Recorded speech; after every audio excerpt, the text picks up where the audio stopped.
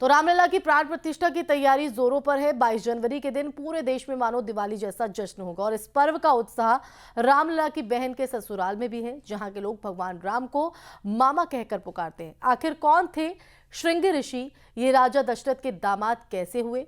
पुत्र प्राप्ति के लिए श्रृंगी ऋषि ने राजा दशरथ की मदद कैसे की थी, देखिए। 22 जनवरी 2024 एक ऐतिहासिक तारीख बनने जा रही है, क्योंकि इस दिन भव्य राम मंदिर जो अयोध्या में बन रहा है उसमें रामलला की प्राण प्रतिष्ठा होगी और इस बात को लेकर पूरे देश में खुशी का माहौल है।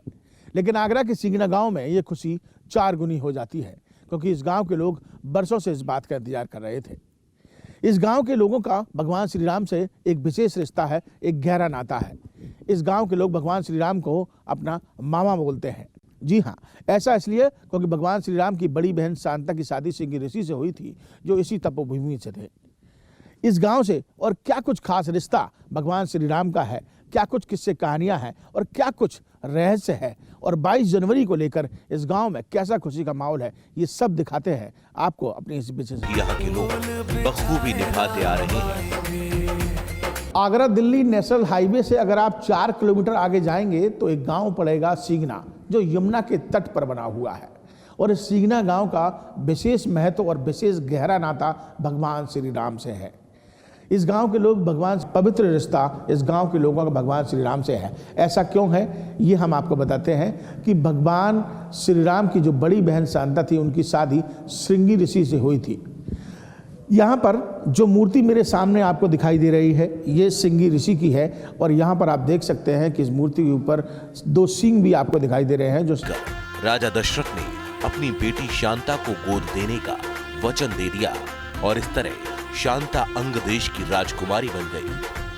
शांता जो कि भगवान श्री राम की बड़ी बहन है, और ऐसा कहा जाता है कि उनको राजा दशरथ ने अंगराज के जो राजा थे उनको गोद दे दिया था और वहाँ पर सूखा पड़ा था, अकाल पड़ गया था। वो आप पहले भी बता रहे थे। और तो उस अकाल में 12 वर्ष का अकाल था। उस अकाल को दूर करने के लिए जो उन्होंने मंत्रणा की थी, और तो उसका जो है उनकी पुत्री शांता ने ये बीड़ा उठाया था कि मैं श्रृंगी ऋषि, उस ऋषि कुमार को यहाँ लेके आऊँगी तो उनके यहाँ आते ही वृष्टि होने लग जाएगी। और श्रृंगी ऋषि जी को आशीर्वाद दिया, वो यहाँ आए गए। इससे प्रसन्न होकर रोमपद ने अपनी पुत्री शांता का विवाह ऋषि श्रृंगी से कर दिया। जब राजा अंगराज परेशान थे तो उस समय उनकी बेटी ने कहा कि आप क्यों परेशान हैं पिताजी? तब उन्होंने कहा कि ब्राह्मणों ने कहा है कि ये सूखा हमारे राज्य का तब खत्म होगा, यहाँ का संकट तब खत्म होगा जब जो महात्मा है, जो श्रृंगी ऋषि हैं, वो यहाँ पर आकर यज्ञ करेंगे। तो उसके बाद शांता जी ने ये कहा कि मैं अपनी सखियों के साथ जाऊंगी और खुद यहाँ पर ऋषि कुमार श्रृंगी ऋषि को लेकर आऊँगी और यज्ञ कराऊंगी। उसके बाद वो यमुना किनारे से आती हैं और यहाँ पर आकर श्रृंगी ऋषि को अपने अंगराज ले जाती हैं, जहाँ पर वो यज्ञ करते हैं और यज्ञ के बाद एक खुशहाली और सूखा खत्म हो जाता है और एक खुशहाली की तस्वीर सामने आती है। रामवीर भगत जी के मुताबिक जब राजा दशरथ को पुत्र रत्न की प्राप्ति नहीं हो रही थी और तब पुत्र कामेष्ठी यज्ञ करने के लिए ऋषि श्रृंगी को आमंत्रित किया गया, और ऐसा दावा किया जाता है कि ऋषि श्रृंगी अथर्ववेद के ज्ञाता थे और पुत्र कामेष्ठी यज्ञ सिर्फ ऋषि श्रृंगी को आता था।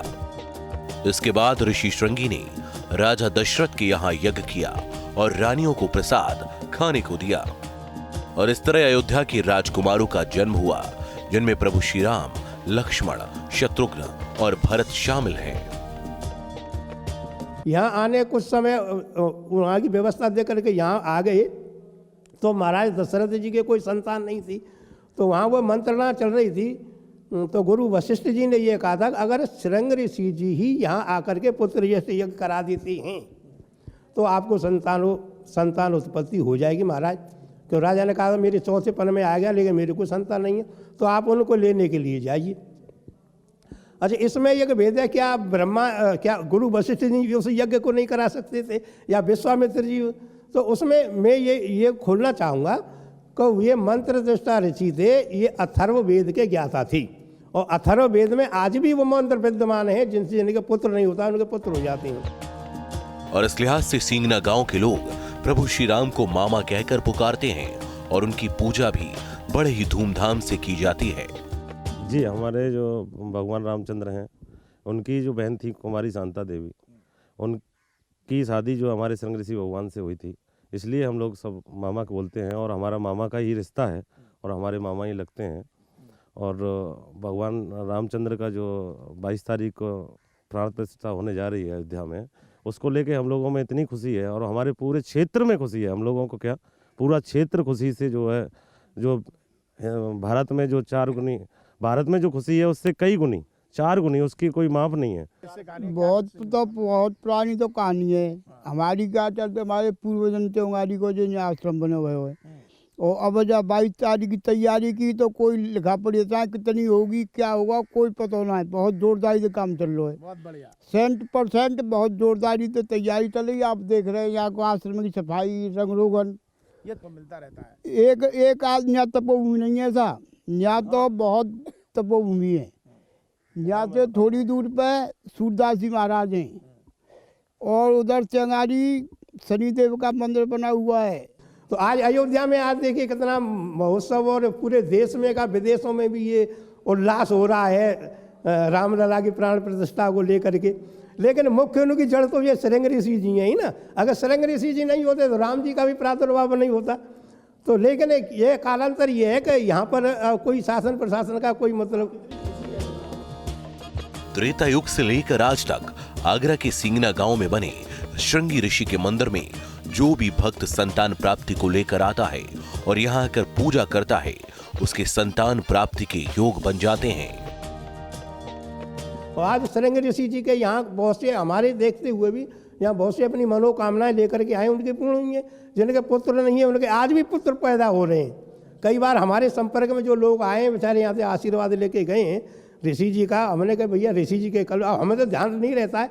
जब वो दोबारा लौट के आया था, मैं यहाँ आया था, मैंने पूजा अर्चना की, मैं अपनी भावना लेके गया था, मेरे पुत्र पैदा हो गया है, इसलिए मैं कुछ में सेवा करना चाहता हूँ। करिए भैया, कोई भी क्षेत्र में कर सकते हैं। 22 जनवरी को अयोध्या में होने वाली प्राण प्रतिष्ठा को लेकर सिंगना गांव के लोगों में बेहद उत्साह भी है और श्रृंगी ऋषि की तपोस्थली में भी दिवाली जैसा नजारा देखने को मिलेगा।